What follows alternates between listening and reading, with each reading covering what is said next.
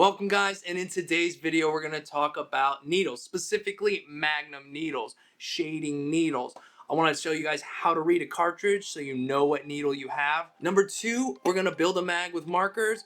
Number 3, I'm going to show you guys how to use a mag by demonstrating with those markers. And number 4, we're going to drop in and watch some footage of myself tattooing so you guys can see firsthand what these things look like and put the pieces together in your head. So if you guys are ready for that, let's go. Okay guys, I briefly want to go over how to read a needle cartridge or a needle in general. So let's start there. We're going to read one of these. This is the needle cartridge we're going to be referring to today. It's a quadrant needle. They're all going to be a little bit different in how they read out to you. This is what you're essentially looking for. That line right there is going to tell you all the information about the needle that you need to know. So that 25 right there is referring to the diameter of each individual needle. That's each individual needle. The diameter of each one of those is 0.25 millimeters. So let's break that down a little bit further. So that diameter, also known as the gauge of the needle, they're going to come in various types. So you're going to have that 0.25 millimeter needle, that 0.3 millimeter, that 0.35, that 0.40. It will depend on what you're looking for. Number 8 and the number 10, that 0.25 and that 0.30 are considered bug pin needles. They're smaller than your standard needle, and your standard needle being that 0.35 millimeter. Now, bug pins are less traumatic to the skin. Well, what does this do? That allows you more time in the skin. And it also allows for smoother shading. Those needles are tighter together because the diameter of them are smaller. They can fit more in a tighter area because, again, the diameter of each needle is smaller. So they're closer together, which means you're going to get less of that streaky look when you're tattooing. So the next number we're going to take a look at is the number 23. Why is that important? It just tells us the number of needles that are on that bar, the number of individual needles that are in that little cartridge or attached to that needle bar. That's all it tells you. Easy enough. You know there's 23 needles there. The next one up is the SEM, and that stands for soft edge magnum. So that's just letting you know that this particular needle is a curved magnum, a soft edge magnum. So let's go a little deeper into that. So if you look here, we have our soft edge magnum. There's 13 needles. You can see the little dots showing you how they're aligned. And right below that, you'll see the curve. That's just showing the shape of those needles. And as they come out of the machine, you can also see that they are curved. Next, I would consider a standard mag, which they're straight right across. Same number of needles, same configuration. It's just they're simply not curved. That's all the difference is between a curved mag. It's just curved. So next up is the LT, that little box LT, and that just stands for long taper. In this case, it's a long taper. So let's dive a little deeper into that. As you can see here, you have a long taper, a medium taper, and a short taper. Once that needle breaks from being straight and starts to dive down into your tip, at that point to that point is your taper, and they make them long, medium, and short. It just depends on what you'd like to do. The longer taper is going to be nicer for doing portrait or anything really soft like that, and a shorter taper could be best for applying color. And that's just a quick demonstration of how to read a cartridge needle, or any needle for that matter, as long as it's packaged, and it should be if you're opening it and going to use it. Next, I want to go into how to use these needles, how to use a mag. But the first thing I want to do, guys, is show you some techniques, some basic understanding so you can get familiar with how to use your mag. So to do that, we need to build a couple of mags. So let's go.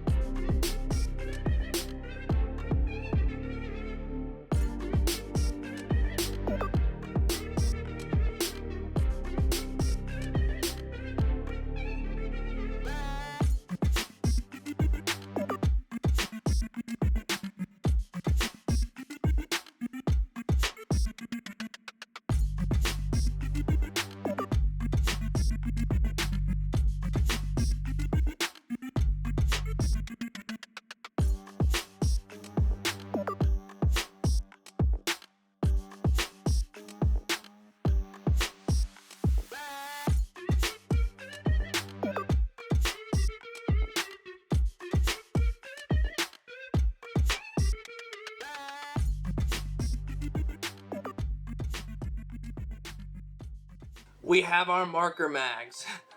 These are both 7 mags. One's a soft edge, curved mag. The other is just a regular straight mag. And this is essentially how needles are set up. They are stacked just like this in a mag.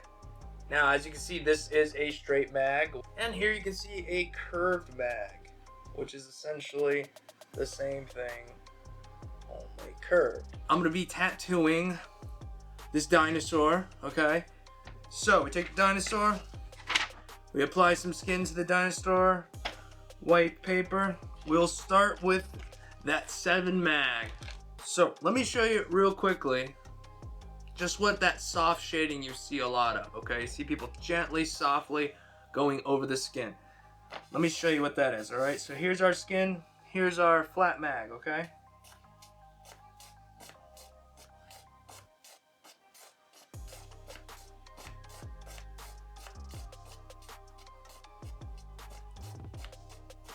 Right, that's pretty much what's happening. That gentleness over the skin, like that.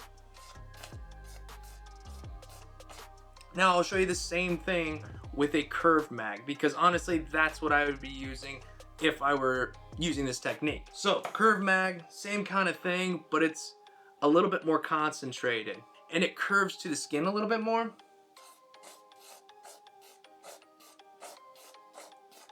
So you can see how that is a bit more concentrated right through here, and it's a little softer on the edges. And you can just build that up by, come off, wipe, oh yeah, it's looking good. Come back in there, build it up a little bit more, building it up, just painting it on like I do with the needles for this technique. So that's that sort of peppering technique. You're just kind of glazing over the skin. And then you can also cross hatch it if you want and come back another direction gently as well. You get that. So that is that technique. The next thing I want to show you guys is whip shading. Now there's a lot of different versions I consider of whip shading. Everybody has their type of whip shading. This, you know, they move here, the speed at which they move, the manner in which they move. So let's take a look at whip shading. Essentially, I'm here and I'm out. I'm coming in and I'm out. Don't judge my mag here. It was made obviously by me, and there's nothing scientific about this thing at all, okay? But anyhow, whip shading, in and you're out, in and you're out, in and you're out, in and you're out. You can stretch it out. You want meow, meow, but you're in, you're out, in, you're out. You can sit there like this if you really had wanted to, okay? You're up, in, out, out. You're whipping that color. It's gonna be darker down here, a little bit darker down here, and then you wanna sort of whip it out. Whip it out, whip it out, whip it out, whip it out. This is again our curve mag. So the same thing is gonna apply. You can come in here and maybe darken up that base a little bit. Let's say you're doing this nice little slow circles, and then you want to start whipping it out, whip it out.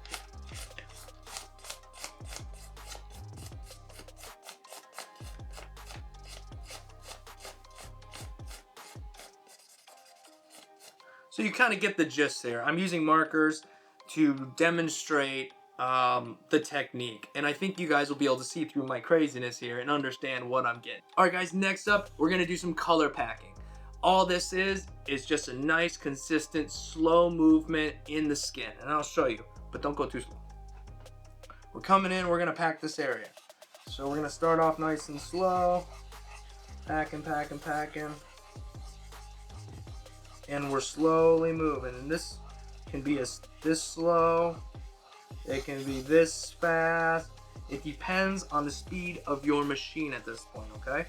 But this is what we're doing when we're packing that color. Nice, slow, over. Now this is exaggerated a little bit because I made these and they might not be perfectly flat. But nonetheless, in real life, you will get a similar effect. That's because you're running a flat mag. And that's perfectly fine because you're just packing the color. You don't really need that soft edge. So that would be color packing. Again, you could do that. You could also color pack with a curved mag. I use curved mags all the time. almost exclusively because I enjoy them that much. So we're gonna take our curved mag here and we're gonna come in here. Nice small circles.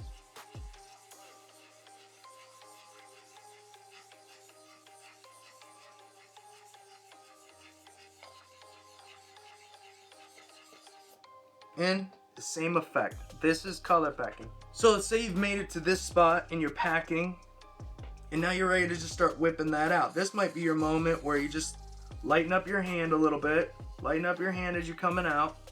Lighten it up, lighten it up. Maybe dip into a slightly lighter shade of black.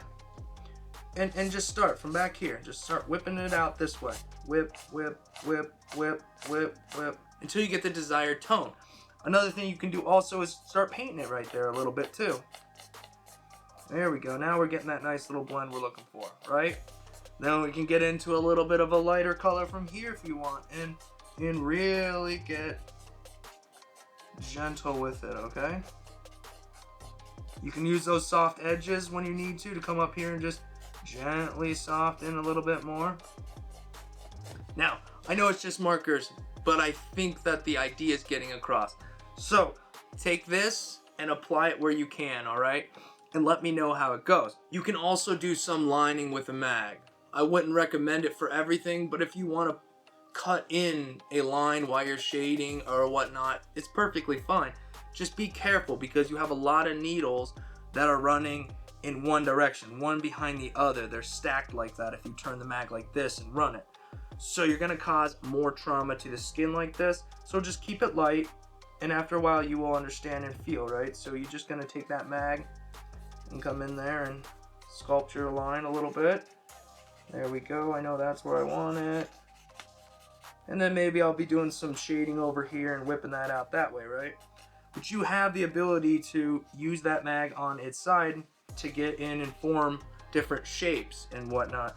Also, you have the rounded edges with a curved mag, and you can also just shade up into an area. So if there's a corner here and you want to shade up in it, you can turn that mag up on its side and make little small,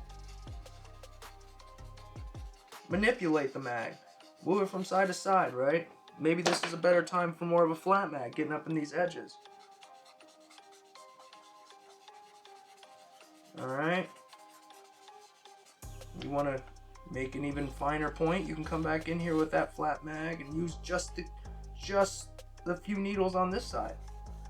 So essentially you can do as much as you want with a mag, and the more you get comfortable with them, the more you can realize what you can do and experiment with the different types of needles, whether it be bug pin, whether it be a standard 12 gauge, 10 gauge, 8 gauge, long taper, medium taper, short taper.